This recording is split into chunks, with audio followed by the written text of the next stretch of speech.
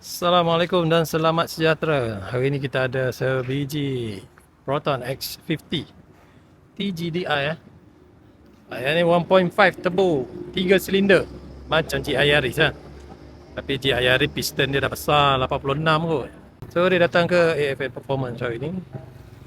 Dia nak remap dan nak tukar barang lah. Kita tukar exhaust, downpipe, pakai exhaust works. Tapi bunyi works ni taklah kuat sangat. Memang masih lagi slipper lah. So air intake masih lagi standard. TGDI ni kereta dia memang lawa lah. Kalau korang masuk dalam tengok, yang mana tak pernah tengok kan, dia punya gear console semua dah lawa dah ni. Ada sport mode, ada 360 camera kat sini. Nampak? Electronic parking brake. Tengok, dia ada manual mode, M+. Manual lah, nak tambah tolak dia punya gear. So tengok steering wheel pun dah fully function lah, macam-macam button ada. Jadi dia punya standard datang horsepower 177 horse.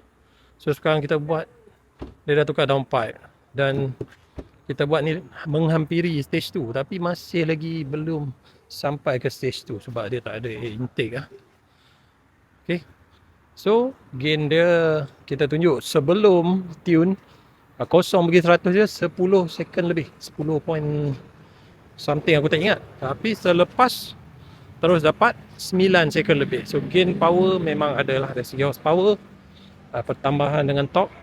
Dan kita test dengan draggy, timing sudah bertambah. Walaupun dia pakai rim yang saiz sangat besar lah, rim 20 inci dengan Brembo lagi depan belakang tu. Nampak? Tapi kereta tetap padu. So kalau jumpa X50 atas highway, warna color macam ni, ada stiker AFN kat tepi, hati-hati. Jangan sampai anda termenung bila kena potong.